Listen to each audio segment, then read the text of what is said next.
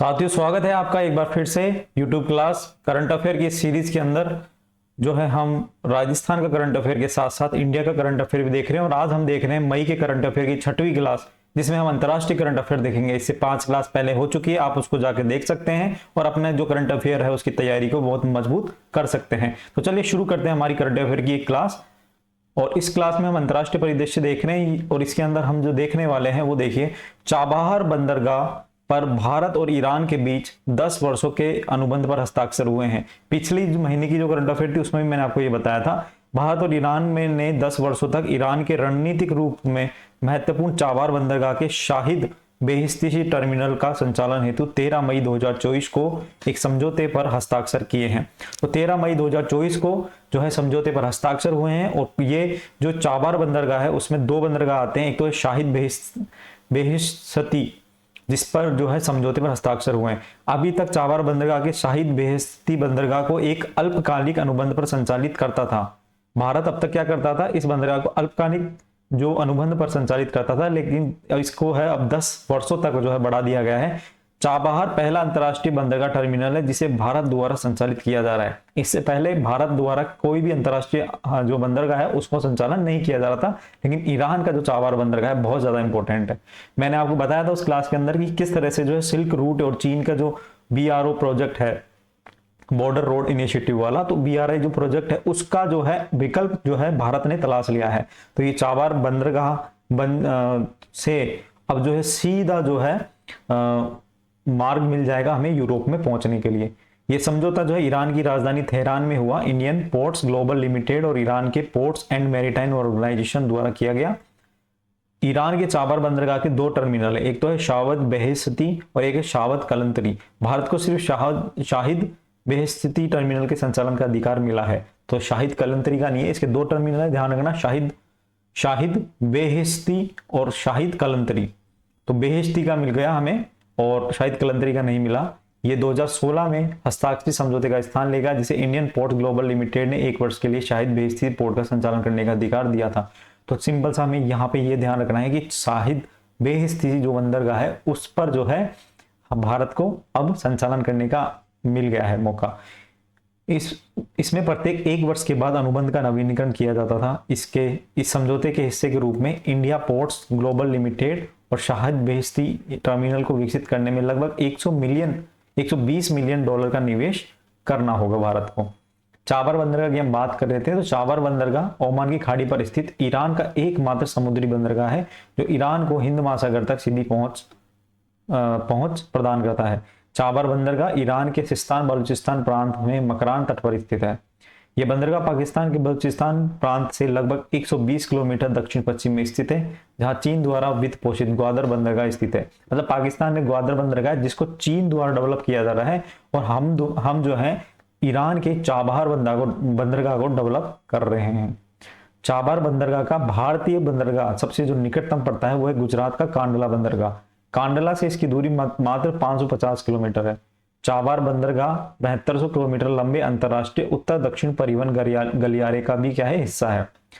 उत्तर दक्षिण परिवहन गलियारे का भी हिस्सा है चाबहार बंदरगाह। और ये जो है रूस के सेंट पीटर्सबर्ग के रास्ते Bharat, Iran, Afghanistan, Armenia, Azerbaijan, मध्य एशिया और यूरोप को जोड़ेगा। तो मैंने आपको पहले ही बताया था पिछले क्लास के अंदर भी। तो ये जो है भारत के दृष्टिकोण से बहुत ज्यादा इंपॉर्टेंट बंदरगाह हो जाता है। आगे देखो, स्पेन जो है अंतरराष्ट्रीय सौर गठबंधन का 99वां देश बना है। स्पेन ने जो ISA है, इंटरनेशनल सौर अलायंस जो है उसका 99वां सदस्य बन गया है। स्पेन ने अंतरराष्ट्रीय सौर गठबंधन के सदस्य बनने के लिए आवश्यक अंतरराष्ट्रीय सौर गठबंधन अनुसमर्थनों के उपकरण की पुष्टि कर दी है। और हम बात करें अंतरराष्ट्रीय सौर गठबंधन क्या है, उससे पहले हम बात कर लेते हैं। भारत जो है अंतरराष्ट्रीय सौर गठबंधन का मेजबान देश है और इस विदेश मंत्रालय में संयुक्त सचिव अभिषेक सिंह को इस समय जो है इसके डिपॉजिटरी प्रमुख है। अभिषेक सिंह इसके क्या है, प्रमुख है, ध्यान रखना। और इसका जो हेडक्वार्टर है ISA का, इंटरनेशनल सौर अलायंस का हेडक्वार्टर कहाँ है, मुझे कोई कमेंट करके बताएगा कि कहाँ है इसका जो है हेडक्वार्टर, मुझे बताना कमेंट बॉक्स में, फिर मैं आपको बताऊं, क्योंकि मैंने करंट अफेयर की क्लास में ऑलरेडी करा दिया है इसको। दोबारा से यहाँ पे देख लो, जो है इसका रिवीजन हो रहा है। अंतरराष्ट्रीय सौर गठबंधन की हम बात करें तो भारतीय प्रधानमंत्री नरेंद्र मोदी तो फ्रांस के राष्ट्रपति फ्रांसवा ओलांद ने 2015 में पेरिस में आयोजित हुए जलवायु परिवर्तन संयुक्त राष्ट्र फ्रेमवर्क कन्वेंशन UNFCCC के 21वें कॉन्फ्रेंस ऑफ पार्टी मतलब COP21 के अंदर जो फ्रांस के जो राष्ट्रपति थे फ्रांसवा ओलांद और भारत के जो प्रधानमंत्री थे श्री नरेंद्र मोदी, इन्होंने जो है एक अंतरराष्ट्रीय सौर गठबंधन स्थापित करने पर सहमति व्यक्त की थी। इसका मुख्यालय लो आई है इसका आंसर, इसका मुख्यालय कहाँ है? गुरुग्राम हरियाणा के अंदर है। इसका जो उद्देश्य है उसकी बात कर ले तो ग्लोबल वार्मिंग और जलवायु परिवर्तन का मुकाबला करने के लिए देशों का क्या है, सौर ऊर्जा उपयोग करने के लिए अभिप्रेरित करना है। मतलब जलवायु परिवर्तन और ग्लोबल वार्मिंग को कम करने के लिए, उसके प्रभाव को कम करने के लिए जो है अंतरराष्ट्रीय स्तर पर सोलर ऊर्जा का उपयोग को बढ़ावा देना और उसका उपयोग करना, इसके लिए जो है लोगों को प्रेरित करना, इसका क्या है उद्देश्य है। प्रारंभ में वे देश जो कर्क रेखा से मकर रेखा के बीच स्थित थे अंतरराष्ट्रीय सौर संगठन जो गठबंधन है उसके सदस्य बनने के पात्र थे। उसके बाद 2018 के अंदर मार्च 2018 के अंदर नई दिल्ली में आयोजित हुआ था अंतरराष्ट्रीय सौर गठबंधन के पहले संस्थापक सम्मेलन में इसमें संशोधन किया गया और अब संयुक्त राष्ट्र के सभी सदस्य इसके सदस्य बन सकते हैं। मतलब पहले तो क्या था, कर्क रेखा, कर्क रेखा आपको पता होगी, कर्क रेखा और आपके मकर रेखा के बीच में जितनी भी कंट्री थी केवल वही जो है इसके सदस्य बन सकते थे। लेकिन अब क्या कर दिया है 2018 के बाद जो यूएनओ में सदस्य हैं वो सभी इसके सदस्य बन सकते हैं, तो इसमें जो है लिबरल कर दिया है। ये प्रावधान जो है 15 जुलाई 2020 से लागू हुआ और इसका लक्ष्य क्या है, जीवाश्म ईंधन के मुकाबले सौर ऊर्जा के व्यापक उपयोग को बढ़ावा देने के लिए दुनिया को देशों के एक साथ लाना है। मतलब जीवाश्म जो ईंधन है उसको खत्म करना है और सौर ऊर्जा को बढ़ावा देना है। इसके लिए सभी देशों को क्या है, प्रेरित करना है, लोगों को जागरूक करना है। अब तक 119 देशों ने ISA फ्रेमवर्क समझौते पर हस्ताक्षर किए हैं, जबकि 99 देशों ने पूर्ण सदस्य बनने के लिए, मतलब आवेदन तो 119 आ चुके हैं लेकिन 99 सदस्य क्या है, बन चुके हैं अभी तक। ये ध्यान रखना इसके अंदर है ना। नॉर्वे, स्पेन और आयरलैंड ने फिलिस्तीन को एक राष्ट्र के रूप में मान्यता दी है। फिलिस्तीन आपको पता है, फिलिस्तीन और इजराइल के मध्य जो विवाद चल रहा है उसके अंदर अभी नॉर्वे, स्पेन और आयरलैंड ने फिलिस्तीन को क्या है, एक राष्ट्र के रूप में मान्यता दे दी है। तो नॉर्वे, स्पेन और आयरलैंड ने फिलिस्तीन को एक राष्ट्र के रूप में, स्वतंत्र राष्ट्र के रूप में मान्यता दे दी। ये मान्यता आधिकारिक रूप से 28 मई 2024 से लागू होगी। संयुक्त राष्ट्र के 193 देशों में से लगभग 2/3 सदस्य फिलिस्तीन को मान्यता दे चुके हैं, जिसमें से भारत, रूस और चीन जैसे देश भी शामिल हैं। तो भारत ने भी फिलिस्तीन को मान्यता पहले ही दे दी थी।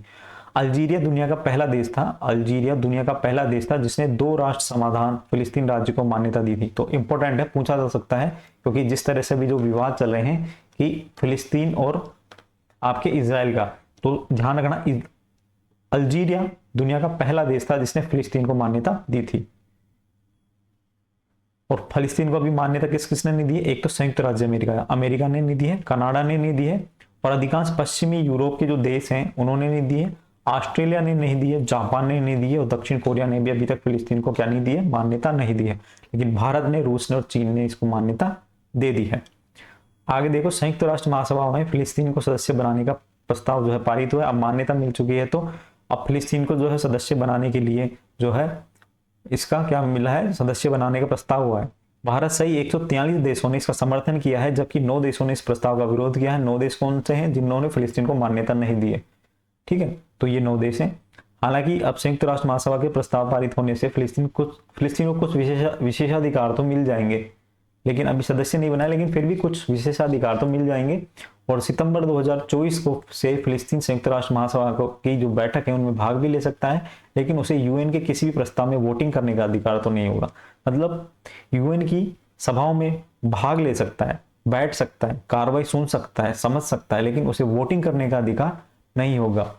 ठीक है, संयुक्त राष्ट्र महासभा से प्रस्ताव पारित होने के पश्चात यह प्रस्ताव संयुक्त राष्ट्र सुरक्षा परिषद के पास जाएगा और संयुक्त राष्ट्र सुरक्षा परिषद स्थायी और अस्थायी सदस्यों की सहमति से ही फिलिस्तीन संयुक्त राष्ट्र का सदस्य बन सकता है। अब आपको पता है कि संयुक्त राष्ट्र की सुरक्षा परिषद में जो 5 वीटो शक्तियां हैं, जिसमें से चीन और यूएसए ने तो क्या दे दिया है, चीन और रशिया ने तो इसको समर्थन दे दिया, लेकिन अमेरिका ने अभी तक इसको समर्थन नहीं दिया है। तो वहां पर इसको वीटो मिल जाएगा, तो हो सकता है फिलिस्तीन को अभी मान्यता नहीं मिले यूएन की महासभा के अंदर। लेकिन फिर भी उम्मीद ऐसी जताई जा रही है कि आने वाले कुछ समय के अंदर जो है फिलिस्तीन को यूएनओ में भी जगह मिल जाएगी। अप्रैल 2024 में फिलिस्तीन को सदस्य बनाने का प्रस्ताव यूएनएससी में पेश किया गया था, लेकिन संयुक्त राज्य अमेरिका के वीटो के कारण प्रस्ताव पास नहीं हुआ था। अच्छा, अब वीटो की मैं पावर की थोड़ी बात कर लेता हूँ। आप लोगों को पता होगा कि 5 जो है देश है उनके पास ये वीटो शक्ति है, और 5 देशों के पास वीटो शक्ति कौन कौन से वो देश हैं वो मेरे को कमेंट में आप लिख के बताओ, ठीक है। 5 देशों के पास शक्ति है। अब जैसे फिलिस्तीन को सदस्य बनाने का प्रस्ताव इन 5 के पास गया ना, तो अगर किसी एक ने भी मना कर दिया ना तो ये पास नहीं होगा। ऐसा नहीं है इसमें बहुमत के आधार पर निर्णय होगा, 5 के 5 को सहमत होना पड़ेगा। अगर ये सहमत नहीं होते हैं तो जो है फिलिस्तीन सदस्य नहीं बन पाएगा। तो ये वीटो की पावर होती है। एनपीसीआई और नामीबिया में यूपीआई की तर्ज पर पेमेंट सिस्टम विकसित करेगा। एनपीसीआई नामीबिया में यूपीआई की तर्ज पर पेमेंट विकसित करेगा। National payment corporation of India ने 2 मई 2024 को एनपीसीआई इंटरनेशनल पेमेंट लिमिटेड के माध्यम से नामीबिया के लिए यूपीआई के तहत इंस्टेंट पेमेंट सिस्टम डेवलप करने की घोषणा करी है। तो ये इंपॉर्टेंट है, ध्यान रख लेना। आर्मेनिया और अजरबैजान जो देश हैं, आर्मेनिया और अजरबैजान, इन दोनों के जो है सहमति बन गई है सीमा विवादों को हल करने के लिए। और ये जो है 16 मई 2024 को एक समझौता हुआ था। इस समझौते के तहत 1990 के जो दशक के अंदर आर्मेनिया द्वारा जब्त किए गए 4 सीमावर्ती गांवों को अजरबैजान को वापसी देना है। आर्मेनिया द्वारा 1990 में जो सीमावर्ती 4 गांव थे अजरबैजान को वापस दे देंगे। ये गांव के नाम ये देख लो, इंपॉर्टेंट नहीं इतना। बागनिस हो गया, बागनिस आयरूम, अशागी स्कपिरा, खेरीमली और घीजी लाजीली, है ना, पुनः क्या है अजरबैजान के नियंत्रण में आ जाएंगे। तो इतना इंपॉर्टेंट नहीं है, केवल ये ध्यान रखना सहमति बन चुकी है। वॉक द टॉक योग कार्यक्रम, ये इंपॉर्टेंट है। इसका आयोजन, वॉक द टॉक कार्यक्रम, इसका आयोजन है संयुक्त राष्ट्र में भारत के स्थायी मिशन और WHO द्वारा जिनेवा स्विट्जरलैंड में किया गया। तो वॉक द टॉक जो योग कार्यक्रम है, इसका जो आयोजन है संयुक्त राष्ट्र में भारत के स्थायी मिशन और WHO द्वारा स्विट्जरलैंड के जिनेवा में किया गया। केंद्रीय स्वास्थ्य सचिव अपूर्व चंद्रा ने WHO के महानिदेशक टेड्रोस एडनोस को भारतीय प्रतिनिधि मंडल के अन्य वरिष्ठ अधिकारियों के साथ इसमें भाग लिया। WHO के बारे में हम देख लेते हैं कि 7 अप्रैल 1948 में जो है इसका गठन हुआ था, और इसके जो वर्तमान में महानिदेशक है वो है टेड्रोस एडनोस घेब्रेयेसस, ठीक है, टेड्रोस एडनोम, है ना, टेड्रोस एडनोम, ये नाम ध्यान रख लेना। इसका जो मुख्यालय है वो स्विट्जरलैंड में है। आगे देखो, इंपॉर्टेंट चीज है कि बिम्स्टेक का पहला चार्टर लागू हुआ है। बिम्स्टेक मैंने आपको पहले वाली करंट अफेयर में भी बताया है, तो चीजें वापस से रिपीट होकर आती है। यहाँ पे भी हम देख लेते हैं। हाल ही में बिम्स्टेक का पूरा नाम है Bay of Bengal initiative for multi sectoral technical and economic corporation. BIMSTEC का जो है चार्टर 20 मई 2024 को लागू हुआ है। अप्रैल 2024 में नेपाल की संसद ने बिम्स्टेक चार्टर को अपनाने के साथ ही समूह के सदस्यों की सहमति प्राप्त हो गई है। बिम्स्टेक जो चार्टर है, इसका जो महत्व है हम उसकी बात कर लें तो चार्टर के लागू होने के साथ ही अब यह संगठन नए सदस्यों और पर्यवेक्षकों को शामिल कर सकेगा। बिम्स्टेक क्या है? बिम्स्टेक वापस देख लेते हैं। एक क्षेत्रीय बहुपक्षीय संगठन है।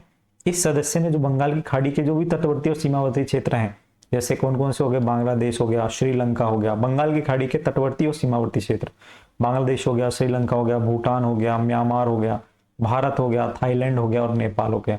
तो ये जो है 7 सदस्य इसके देश हैं, और ये इसका जो उद्देश्य है वो है दक्षिण और दक्षिण पूर्वी एशिया के बीच में एक पुल की तरह कार्य करता है। इसका उद्देश्य क्या है? दक्षिण और दक्षिण पूर्वी एशिया में तटीय और निकटवर्ती देशों के बीच साझा विकास और सहयोग की बात करता है, और इसमें तेजी लाने की ये बात करता है। इसकी स्थापना हुई थी, स्थापना 1997 में हुई थी, और बैंकॉक में इसकी स्थापना हुई थी। तो बैंकॉक में इसकी बैठक हुई थी, तो उसमें बैंकॉक घोषणा पत्र निकाला गया था। तो बैंकॉक में 1997 में बिम्स्टेक की जो है घोषणा हुई थी, और इसका जो गठन हुआ था तब इसको बिस्टेक कहा जाता था, जिसमें Bangladesh, India, Sri Lanka, Thailand economic cooperation इसका नाम था। 4 इसमें सदस्य देश थे। कौन कौन से? बांग्लादेश, भारत, श्रीलंका और थाईलैंड। लेकिन बाद में इसमें जो है नाम 2004 में जो है नेपाल और भूटान भी इसमें शामिल हो गए, तो इसका नाम ही फिर बिम्स्टेक कर दिया, Bay of Bengal initiative for multi sectoral and technical and economic cooperation. ध्यान रखना। तो ये क्या है? बहुपक्षीय संगठन है। बहुपक्षीय क्या है? संगठन है।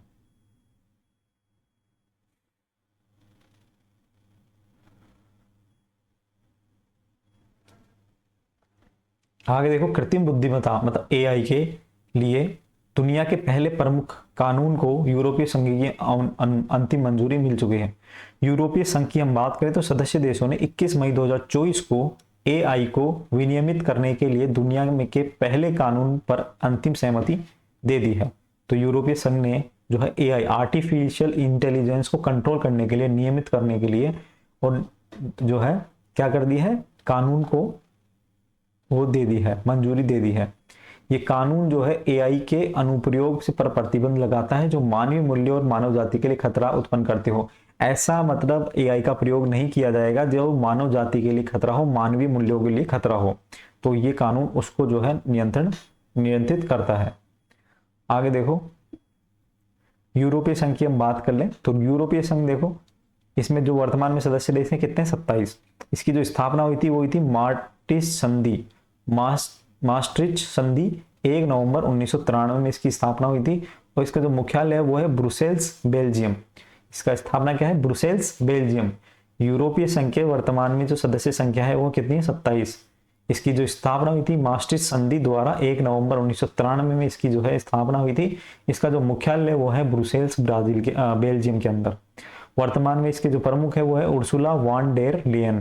कौन है, उर्सुला वॉन डेर लियन। ठीक है, इसका जो उद्देश्य है, देखो एक चीज और बताऊं, इसमें जो यूरोप की मोस्टली कंट्री है वो सभी इसमें सदस्य हैं। लेकिन यूनाइटेड किंगडम की हम बात करें, यूके की हम बात करें, जो यूरोपीय संघ के संस्थापक सदस्य भी था, यूरोपीय संघ की स्थापना हुई थी तब यूरो जो है यूके, यूनाइटेड किंगडम, इसका संस्थापक सदस्य था। उसको जो है 2020 में संगठन छोड़ दिया उन्होंने, उस संगठन से बाहर आ गए। जो आपने सुना भी होगा ब्रेग्जिट, ब्रेग्जिट आया था, मतलब ब्रिटेन ने एग्जिट कर लिया है यूरोपीय संघ से। तो वो ब्रेग्जिट वाला जो वर्ड था वो इसी के लिए था।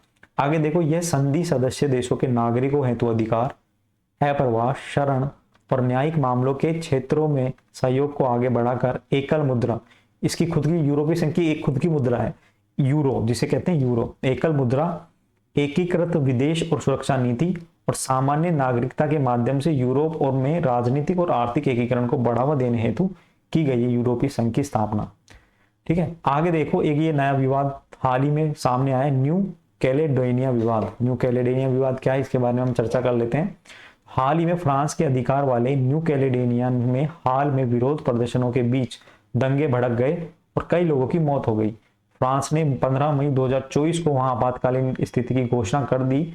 विवाद का कारण था कि यह विरोध जो है प्रदर्शन, इसका विरोध का जो प्रदर्शन है, फ्रांस की जो संसद है उसने जो है एक विधेयक पारित किया था जिसके तहत जो है 10 साल से अधिक समय से न्यू कैलेडोनिया में रहने वाले फ्रांसीसी निवासियों को मतदान का अधिकार दिया गया है।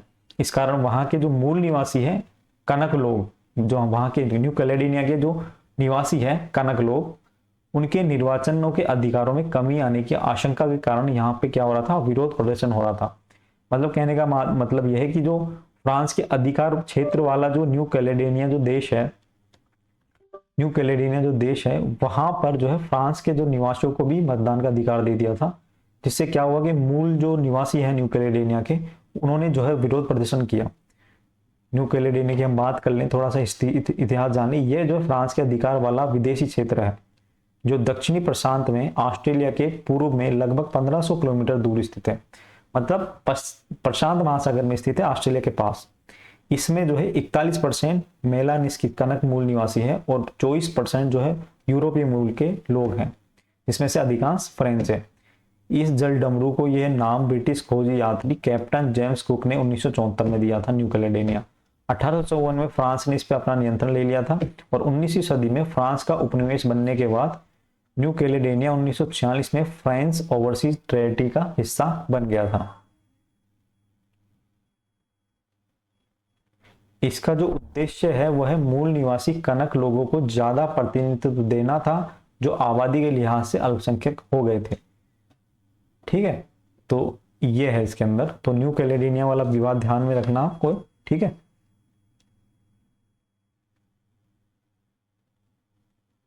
केंद्रीय मत्स्य पालन, पशुपालन, डेयरी कर,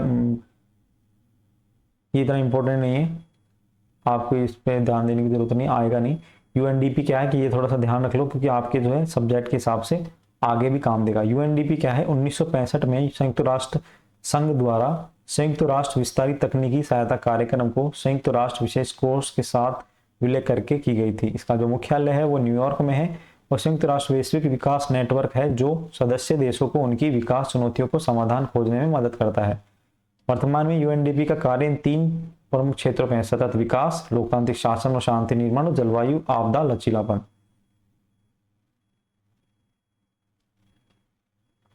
आगे देखो 10वां वर्ल्ड वाटर फोरम की हम बात करें तो इसका आयोजन 18 से 25 मई 2024 को इंडोनेशिया के बाली में किया गया। इसकी जो थीम थी 10वां वर्ल्ड वाटर फोरम की जो थीम थी वो थी साझा समृद्धि के लिए जल। साझा समृद्धि के लिए जल।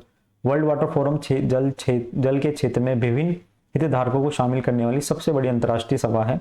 इसकी सह मेजबानी विश्व जल परिषद और एक मेजबान होस्ट शहर करता है। इसकी जो मेजबानी कौन करता है? विश्व जल परिषद, और जिस शहर में ये जो आयोजन हो रहा है वो शहर इसकी क्या करता है? मेजबानी करता है, होस्ट करता है। ये फोरम 1997 से प्रत्येक 3 वर्ष तक में आयोजित होता है। वैश्विक जल संकट के समाधान के लिए पहला वर्ल्ड वाटर फोरम का आयोजन 1997 में कहाँ पे किया? मोरक्को के अंदर किया गया। कहाँ पे किया? मोरक्को के मराकेश में किया गया। इस बैठक के बाद मराकेश घोषणा पत्र जारी किया गया। मराकेश घोषणा पत्र बैठक के बाद जारी किया गया। इस फोरम के दौरान विश्व बैंक द्वारा साझा समृद्धि के लिए जल नाम से एक रिपोर्ट जारी की गई। तो ध्यान रखना 10वां जो वर्ल्ड वाटर फोरम है उसका आयोजन इंडोनेशिया के बाली में किया गया और पहला कहाँ किया गया था? मोरक्को के मराकेश में। लेखा परीक्षा में सहयोग के लिए भारत और नेपाल में समझौता हुआ है। भारत और नेपाल के बीच में लेखा परीक्षा के सहयोग को बढ़ावा देने के लिए समझौते पर जो है क्या हुए? साइन हुए हैं। तो दोस्तों हमारी जो अंतर्राष्ट्रीय करंट अफेयर है मई की वो हमारी कंप्लीट हो चुकी है। अब आगे वाले जो चैप्टर्स में हम देखेंगे चर्चित स्थल, चर्चित व्यक्तित्व और जो है पुरस्कार और खेल वाली चीजें देखेंगे। तो चैनल पे बने रहना। ये 6वीं क्लास थी मई की और हम 7वीं और 8वीं 2 क्लास और होने वाली है। उसके बाद मई का करंट अफेयर हमारी तरफ से कंप्लीट हो जाएगा। आप जो है इसकी पीडीएफ टेलीग्राम चैनल गवर्नमेंट गुरु 2.0 से डाउनलोड कर सकते हैं, जिसका लिंक आपको डिस्क्रिप्शन में मिल जाएगा। और ठीक है, तो फिर मिलते हैं नेक्स्ट क्लास के। अभी के लिए इतना ही, धन्यवाद।